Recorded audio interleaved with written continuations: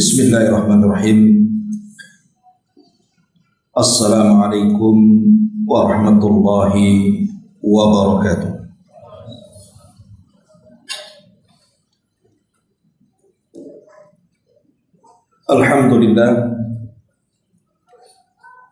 Alhamdulillahilladzi hadana wa kafana wa ja'alana minal muslimin. Asyhadu an la ilaha illallah wahdahu rabbi la syarika lah wa asyhadu anna Muhammadan abduhu wa rasuluhu alladzi la nabiyya ba'dah, amma ba'd.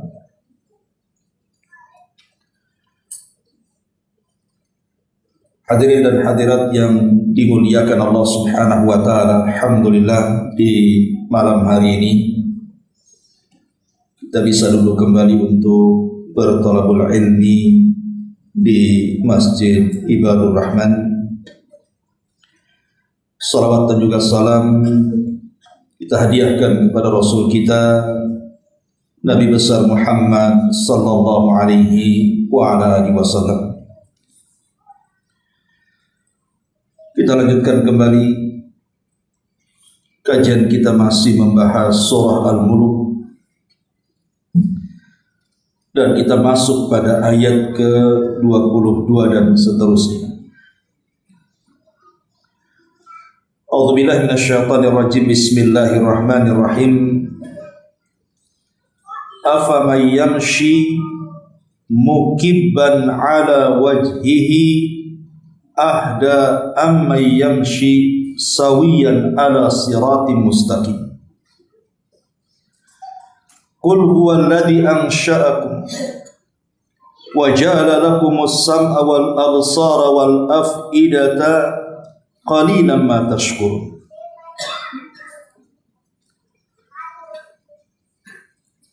Qul huwallazi dzara'akum fil ardi wa ilayhi tuhsyarun. Wa yaquluna mata hadzal wa'du in kuntum shadiqin. Qul innamal ilmu indallahi wa innama ana nadhirum mubin.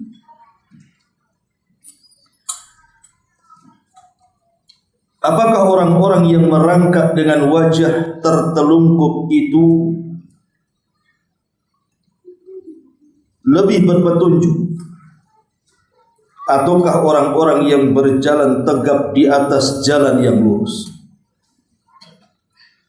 Katakanlah, Dialah yang menciptakan kamu dan menjadikan pendengaran, kemudian penglihatan dan hati nurani bagimu. Tetapi alangkah sedikitnya kamu bersyukur kepada Allah Azza wa Jalla. Katakanlah, Dialah yang telah menjadikan kamu berkembang biak di permukaan bumi, dan hanya kepadanya kamu akan dikumpulkan. Lalu mereka berkata, kapan datangnya ancaman itu jika kamu orang yang benar? Maka katakanlah, wahai Muhammad, sungguh ilmu tentang hari kiamat itu hanya pada Allah Subhanahu wa ta'ala, dan aku hanyalah seorang pemberi peringatan dan penjelasan saja. Ma'asyiral muslimin wal muslimat rahimakumullah. Pada ayat ke-22 Allah Subhanahu wa ta'ala menggambarkan kepada kita tentang kondisi orang-orang kafir dan juga orang-orang yang beriman. Adapun orang-orang kafir, kata Allah, afaman yamshi mukibban ala wajhi. Allah gambarkan kondisi orang kafir itu, mereka seperti merangkak berjalan dengan wajah-wajah mereka yang tertelungkup. Anda bisa bayangkan, kalau seandainya manusia berjalan menggunakan wajah mereka, bukan dengan kaki mereka, kira-kira apa yang terjadi? Maka dia tidak akan sanggup memandang arah ke depannya, dan dia pasti akan menabrak sekehendaknya. Itulah yang akan terjadi pada hari kiamat, di mana ada orang-orang kafir oleh Allah Subhanahu wa taala diperjalankan dengan wajah mereka, bukan dengan kaki mereka. Ketika para sahabat bertanya, "Wahai Rasul, mungkinkah orang berjalan dengan wajah-wajahnya?" Maka Rasul mengatakan, "Yang menjadikan kalian berjalan dengan kaki kalian, dia juga yang akan memperjalankan dengan wajah-wajah manusia. Dan Allah ala kulli syai'in qadir." Allah itu atas segala sesuatu maha mampu. Inilah kondisi orang kafir. Kondisi orang kafir yang mereka tidak mau merenungkan ayat-ayat Allah Subhanahu wa taala. Kita tahu bahwa sebelum ayat ini Allah Subhanahu wa taala menjelaskan kepada kita tentang bukti kekuasaannya. Baik bicara tentang langit, baik bicara tentang bumi, baik bicara tentang binatang, burung dan begitu seterusnya. Bagi orang-orang yang beriman, tanda-tanda kuasa Allah Subhanahu wa taala yang terbentang di hadapan kita itu sebuah pelajaran, bahkan sebuah ibadah yang disebut dengan ibadatut tafakkur. Tapi bagi orang-orang kafir, mereka tidak memandang pelajaran itu. Mereka tidak akan melihat dan tidak akan tafakur kepada makhluk di sekitarnya, sehingga mereka akan tetap kufur dan tidak akan beriman kepada Allah Subhanahu wa taala. Makanya Allah katakan, "Afamay yamshi mukibban ala wajhihi ahda ammay yamshi sawiyan ala siratin mustaqim." Apakah orang-orang yang merangkak dengan wajah tertelungkup, maksudnya orang-orang kafir yang tidak melihat sama sekali dengan ayat-ayat Allah, baik syar'i atau kauni, itu lebih berpetunjuk daripada orang yang berjalan dengan tegap di atas jalan yang lurus? Inilah kinayah daripada orang-orang yang beriman. Tentu tidak perlu dijawab karena jawabannya lebih jelas. Karena di sini ada namanya istifham ingkar. Pertanyaan yang tidak perlu dijawab karena jelas jawabannya. Ya tentu berjalan dengan kedua kakinya, kemudian tegap pandangannya menuju ke depan, tentu dia bisa berjalan. Dibandingkan orang yang berjalan dengan wajahnya, sementara wajahnya terbenam ke dalam bumi, macam mana dia akan memandang? Dan macam mana dia akan berjalan? Itulah mukmin dan kafir. Orang kafir selamanya tidak akan mampu berjalan lurus menuju Allah Subhanahu wa taala, dan hanya orang-orang yang beriman yang sanggup melakukannya.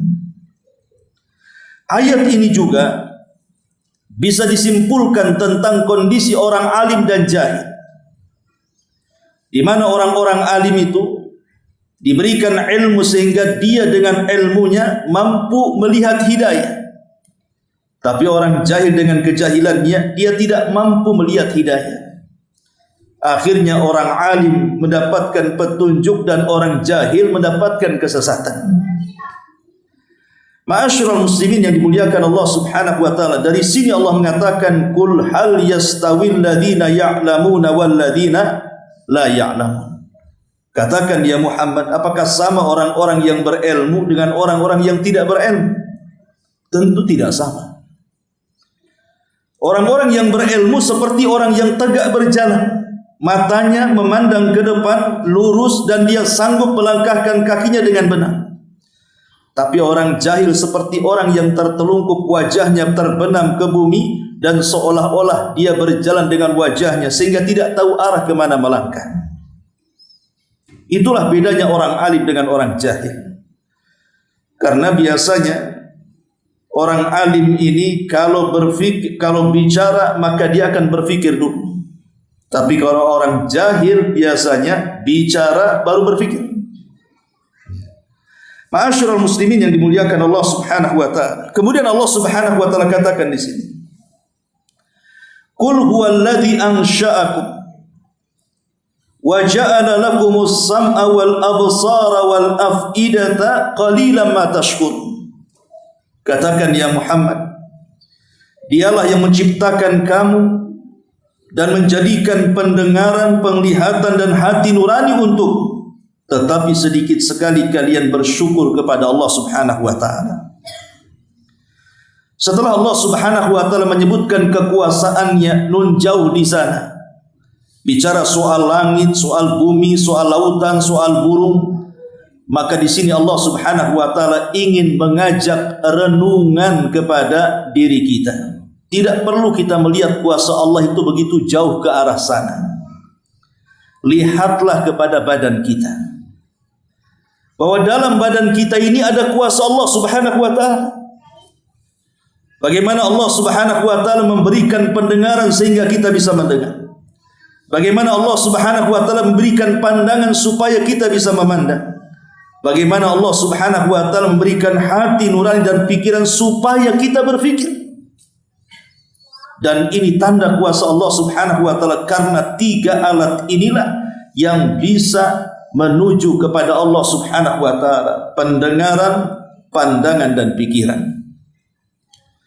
Di dalam ayat ini Allah Subhanahu wa taala mendahulukan pandangan mendahulukan pendengaran dibandingkan pandangan. Kenapa? Para ulama tafsir mengatakan karena mendengar itu dia mampu untuk mencerna ma'lumah. Dengan kita punya pendengaran, maka kita bisa menangkap dengan pendengaran itu penjelasan-penjelasan. Karena yang namanya mendengar itu pasti akan tertuju kepada semua arah. Walaupun yang ngomong sebelah kiri, walaupun yang ngomong sebelah kanan, walaupun yang ngomong di belakang, walaupun yang ngomong di depan, maka pendengaran itu tidak perlu arah. Dia bisa mendengar semuanya. Tetapi penglihatan tidak. Kalau kita lihat ke depan, dia tidak bisa melihat ke belakang. Kalau kita melihat ke kanan, kita tidak bisa melihat ke kiri, kan? Tapi kalau mendengar, kita bisa ngomong sebelah mana saja, arah mana saja, telinga itu bisa mendengar.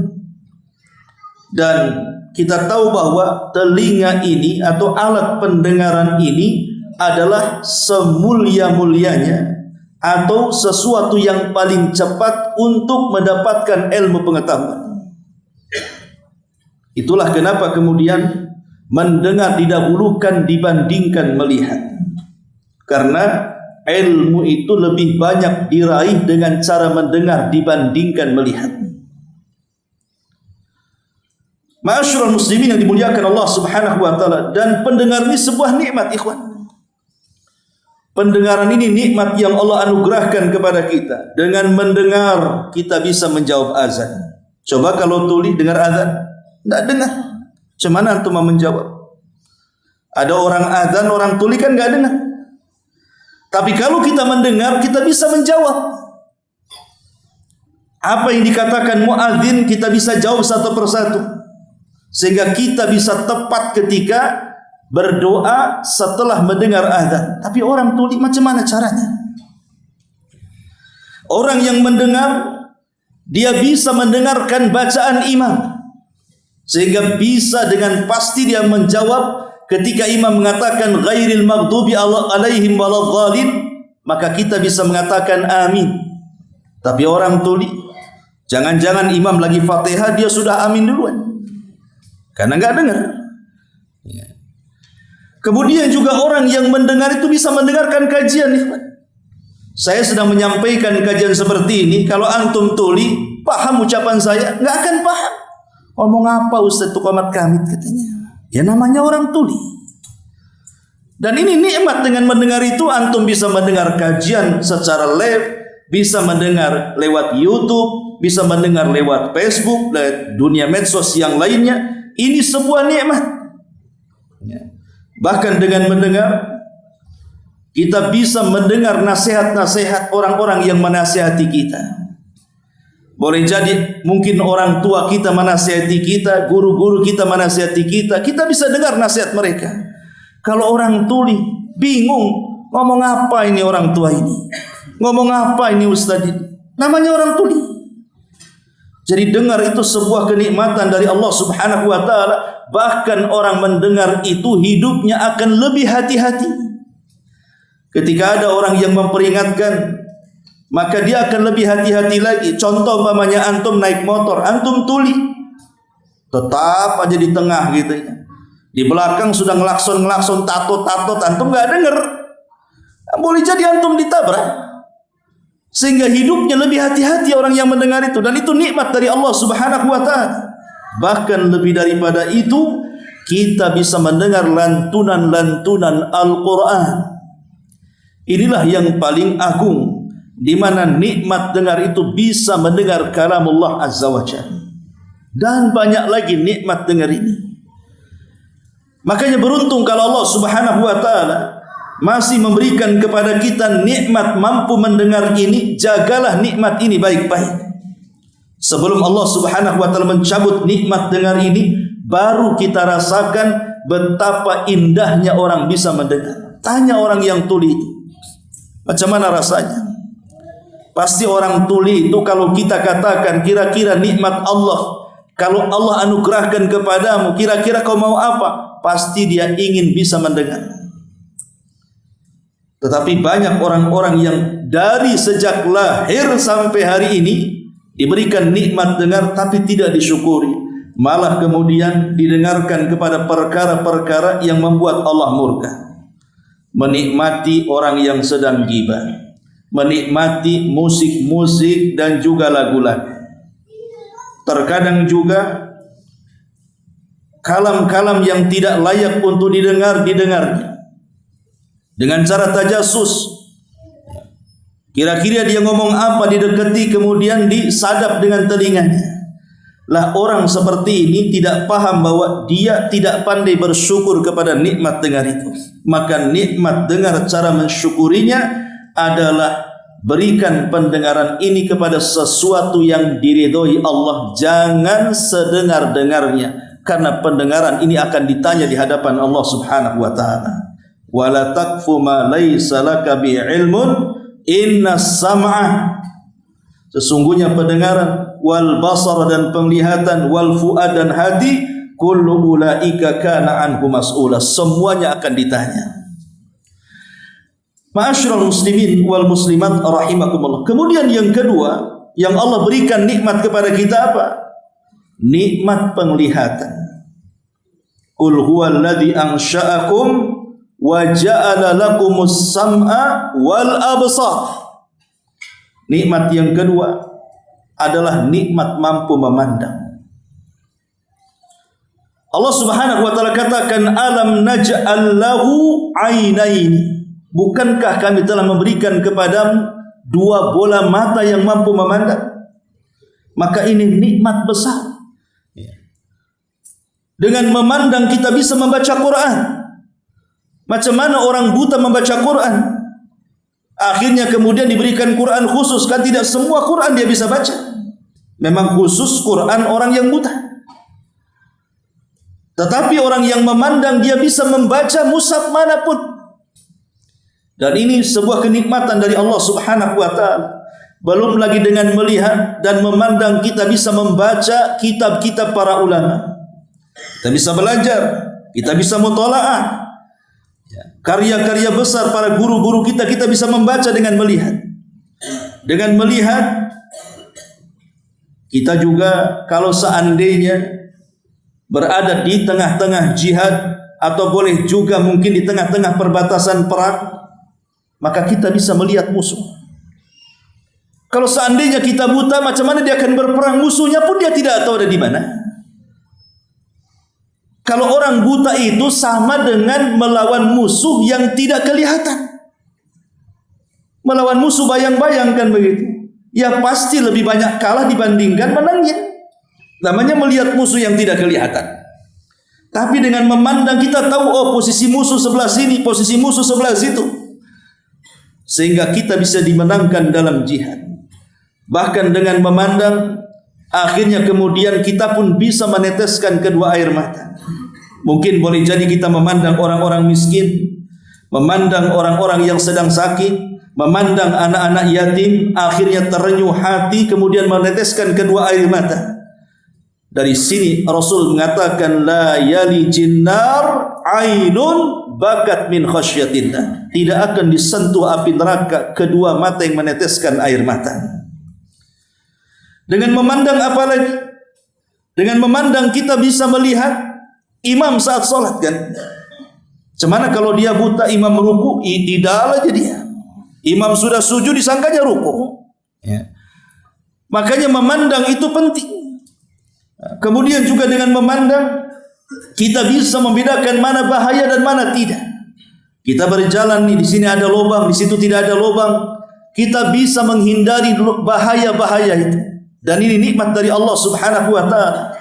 Bahkan dengan memandang kita bisa melihat orang-orang yang kita cintai. Kita bisa melihat istri, suami, anak, cucu dan begitu seterusnya. Bahkan lebih daripada itu, dengan memandang kita bisa lebih tafakur lagi kepada Allah Subhanahu wa taala. Dengan melihat bintang gemintang yang sungguh indah di langit. Dengan melihat keindahan laut membiru yang terbentang luar biasa. Belum lagi kemudian sawah-sawah yang menghijau, kemudian gunung-gunung yang menjulang. Dari situ kita semakin yakin bahwa tidak mungkin tercipta begitu saja. Di sana ada Allah Subhanahu wa taala yang menciptakannya. Dengan memandang kita bisa tafakur. Tapi orang-orang buta tidak bisa tafakur mereka. Karena apa yang mereka akan lihat, mereka sendiri tidak bisa melihat. Makanya ini sebuah nikmat dari Allah Subhanahu wa taala. Bagaimana caranya mensyukuri nikmat memandang ini? Dengan cara jangan pandang sesuatu yang diharamkan Allah Subhanahu wa taala. Makanya kenapa dalam syariat Islam itu ada namanya ghaddul basar, menundukkan pandangan. Allah Subhanahu wa taala mengatakan, "Wa qul lil mu'minina yaghudduna min absarihim." Katakan kepada orang-orang yang beriman itu, tundukkanlah pandangan-pandangan mereka. Bahkan Ali mengatakan, Rasul pernah menasihati Ali, "Ya Ali, la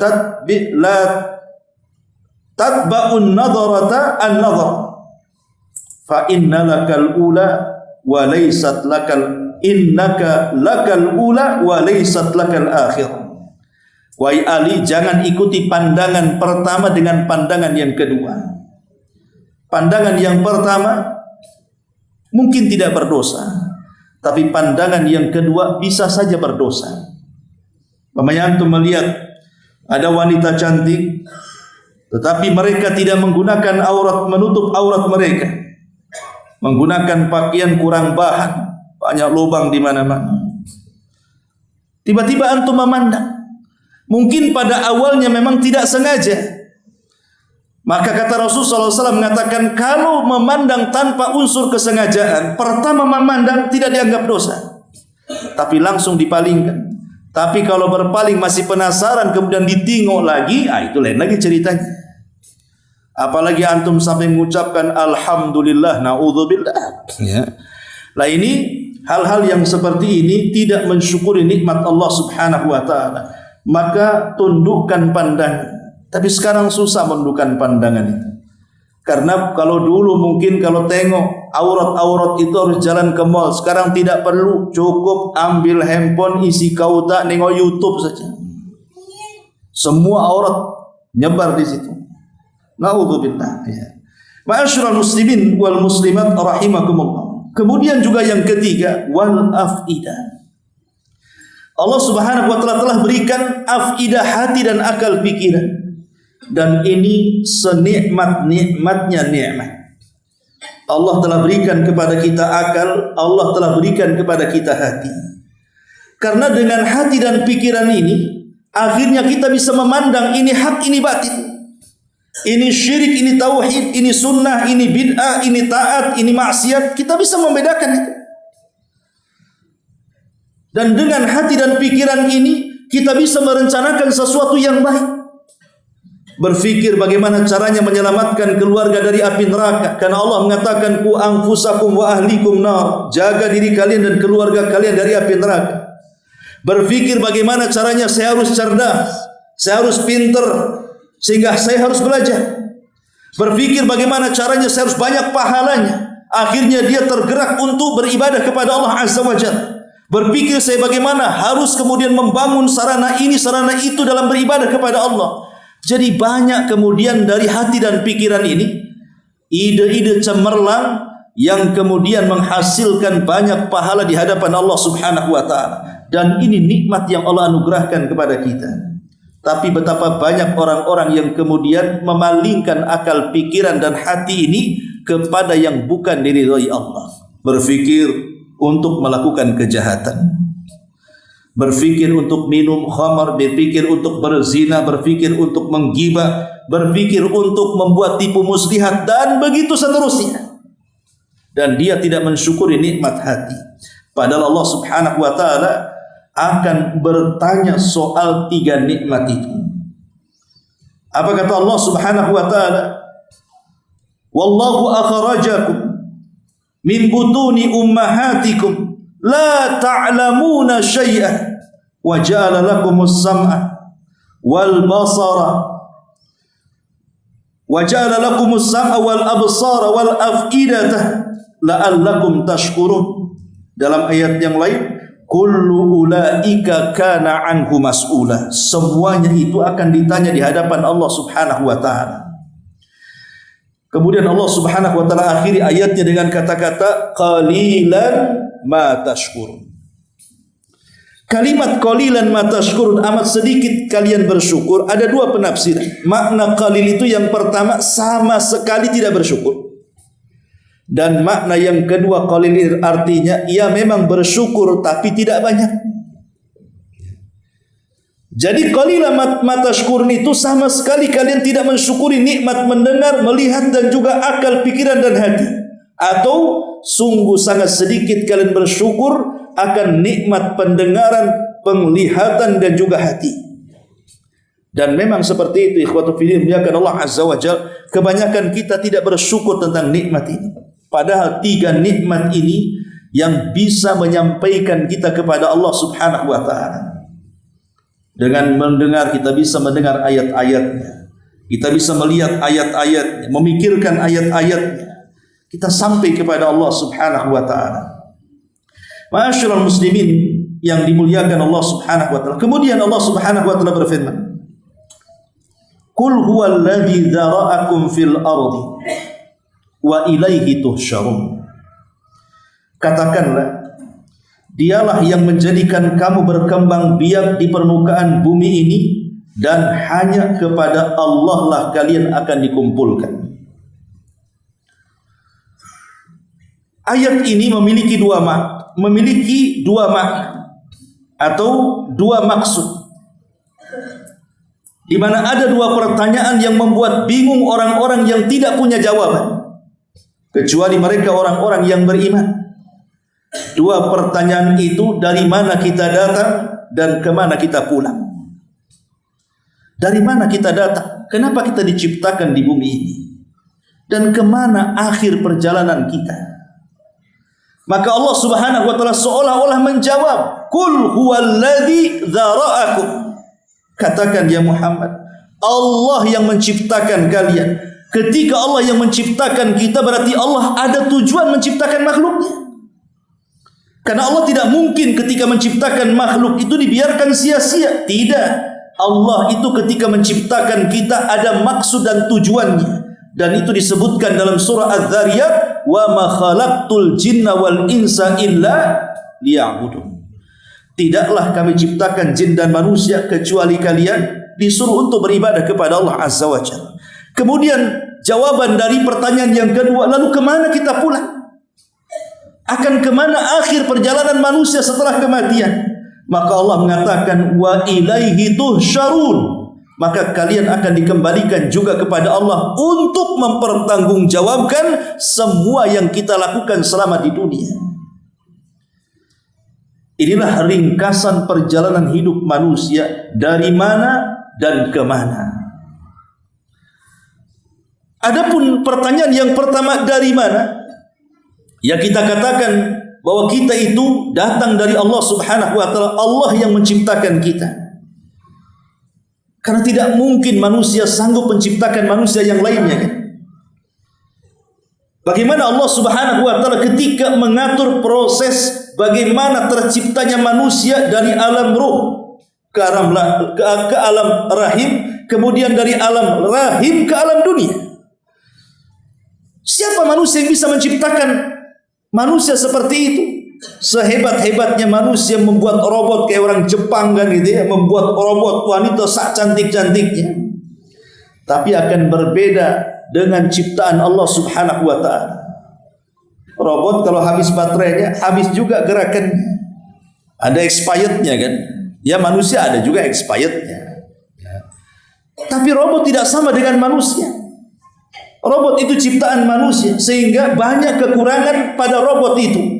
Beda dengan ciptaan Allah Subhanahu wa taala. Allah katakan laqad khalaqnal insana fi ahsani taqwim. Sungguh kami ciptakan manusia itu seindah-indah bentuk. Kita ini diciptakan itu seindah-indah bentuk. Tidak ada makhluk di permukaan bumi yang diciptakan Allah lebih indah dibandingkan tubuh manusia. Bayangkan manusia itu dengan kedua kakinya dia bisa berdiri tegak dan bisa berjalan tanpa oyong ke belakang dan ke depan. Bisa dia berjalan kaki. Tapi lihat binatang. Tidak ada yang sanggup berjalan dengan kedua kakinya tegap seperti manusia. Sebutkan binatang. Anda dapat sepeda. Dan tidak akan dapat sepeda selamanya. Karena tidak ada binatang yang dengan kedua kakinya bisa tegap. Ada ustaz ular, mana ada ular. Kalau ular tegap jadi pensil jadi. Dia berjalan dengan perutnya. Kambing, sapi, unta berjalan dengan 4 kakinya, bungkuk dia. Apalagi kaki 1000 apalagi. Kemudian ada ustaz monyet kan gitu. Kera, mana ada kera yang tegap. Tegap tuh sebentar aja, habis itu bungkuk lagi dia. Tidak ada hanya manusia. Ayam enggak ada, ayam bungkuk, mana ada ayam tegak. Kecuali celengan. Celengan ayam mah betul gini. Tapi selain celengan ya gini terus dia ayam tuh. Tidak ada yang tegak kecuali manusia. Coba seandainya untuk menunjukkan bahwa ciptaan Allah begitu sempurna kepada kita manusia itu dibandingkan makhluk yang lainnya, anggap saja binatang. Antum yang pernah ke kebun binatang, mungkin yang di Jawa ya, di Batam tidak ada lah ya.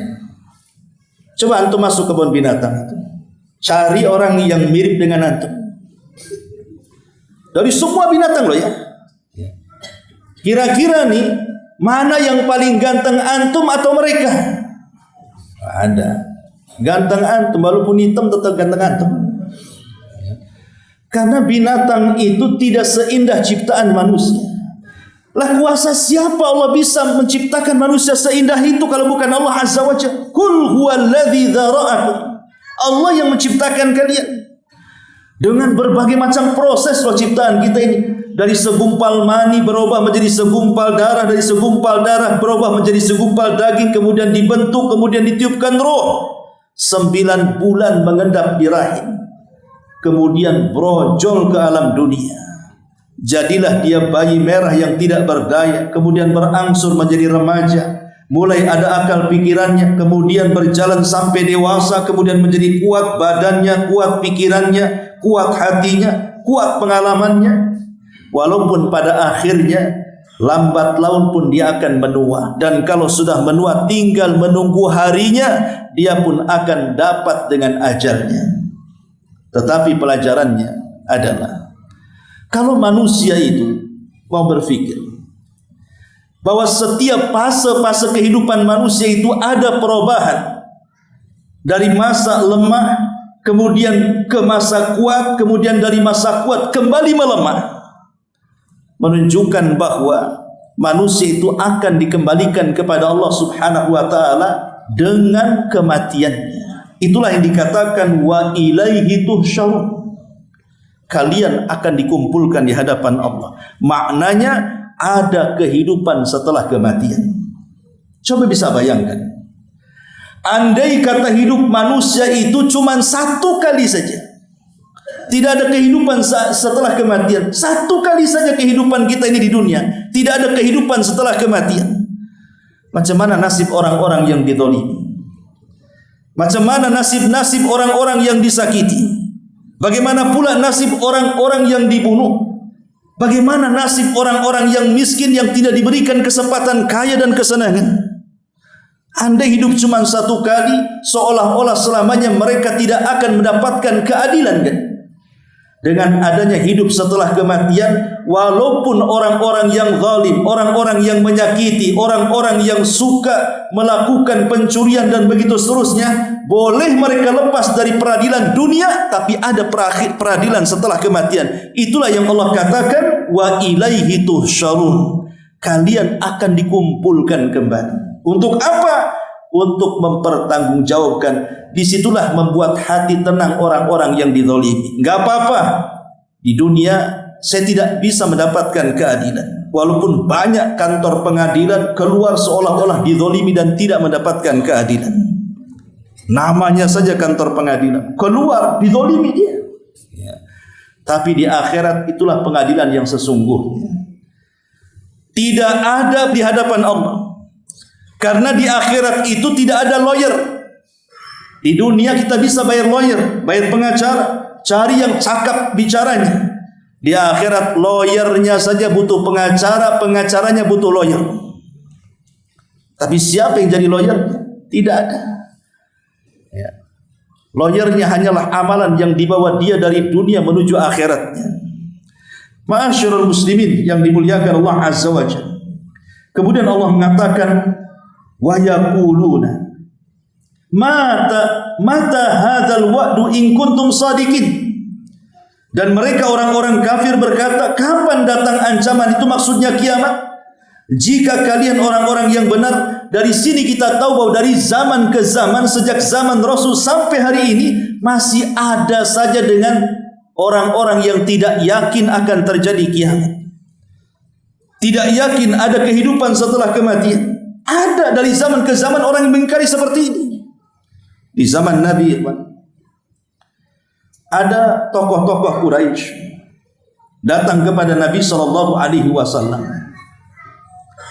Jadi mereka bertanya kepada Nabi SAW soal tulang belulang yang mereka bawa ke hadapan Nabi. Karena ketika itu Nabi berceramah dan mengatakan di hadapan orang-orang Quraisy bahwa kalian akan dibangkitkan, kalian akan dipertanggungjawabkan bahwa ada kehidupan setelah kematian. Rupanya datang para pembesar Quraisy, di antaranya Utbah bin Rabi'ah, Ubay ibn Khalaf, Al-Walid ibn Mughirah, Al-As ibn Wa'il As-Sahmi. Datang dengan membawa sekarung tulang belulang manusia yang digali dari kuburan Tuhan. Kemudian tulang-tulang itu dibawa ke hadapan Nabi SAW. Kemudian mereka mengatakan, ya Muhammad, kau lihat tulang-tulang ini. Mungkinkah Tuhanmu bisa membangkitkan orang yang sudah menjadi tulang belulang ini? Mana akal pikiran wahai Muhammad? Tapi Nabi SAW terdiam sampai akhirnya Allah memberikan jawabannya. Allah turunkan surah Yasin ayat 78 sampai 79. Wa daraba lana mathalan wa nasiya khalqa qala man yuhyil idhama wa hiya ramim qul yuhyiha alladhi ansha'aha awwala marrah wa huwa bikulli khalqin alim. Wa daraba lana mathalan, dan dia pun membuat perumpamaan bagi kami dan melupakan asal kejadiannya. Jadi orang-orang kafir ini, dia membawa perumpamaan berupa tulang-tulang, dia lupa asal dia dari mana. Kemudian dibawa kepada Nabi SAW dan mengatakan, man yuhyil idhama wa hiya ramim. Ya Muhammad, siapakah yang dapat menghidupkan tulang belulang yang telah hancur luluh seperti ini? Maka Allah jawab, kul yuhyiha, katakan ya Muhammad kepada pembesar-pembesar Quraisy itu, yang akan menghidupkannya adalah Allah yang telah menciptakannya pertama kali, dan dia maha mengetahui tentang segala makhluknya. Seolah-olah Allah ingin katakan kepada Rasul, wahai Muhammad, jawab pertanyaan mereka. bahwa Allah sanggup menciptakan mereka yang sudah mati. Ketika mereka belum ada, terlahir saja Allah sanggup menciptakan dari tidak ada menjadi ada. Kalau Allah menciptakan yang sudah ada, itu lebih mudah bagi Allah Subhanahu wa taala daripada menciptakan yang tidak ada menjadi ada. Makanya di sini dia melupakan asal ciptaannya. Orang-orang kafir itu melupakan asal ciptaannya. Dulu mereka enggak ada, tiba-tiba Allah ciptakan menjadi ada. Sekarang sudah ada makhluknya, kemudian meninggal, Allah membangkitkan kembali, itu lebih mudah bagi Allah karena sudah pernah ada. Yang sulit itu menciptakan dari tidak ada menjadi ada. Kalau menciptakan yang ada itu lebih mudah dibandingkan menciptakan yang tidak ada menjadi ada. Lihat, dari zaman Nabi SAW, orang-orang yang tidak percaya dengan hari kiamat atau hari kebangkitan atau hari pertanggungjawaban di hadapan Allah, itu sudah ada. Kenapa orang-orang Quraisy mengingkari itu? Sehingga mereka mengatakan wa yaquluna mata hadzal wa'du in kuntum shadiqin. Karena mereka tidak mau setiap kejahatan mereka dibalas. Karena mereka tidak mau setiap kezaliman mereka diadili.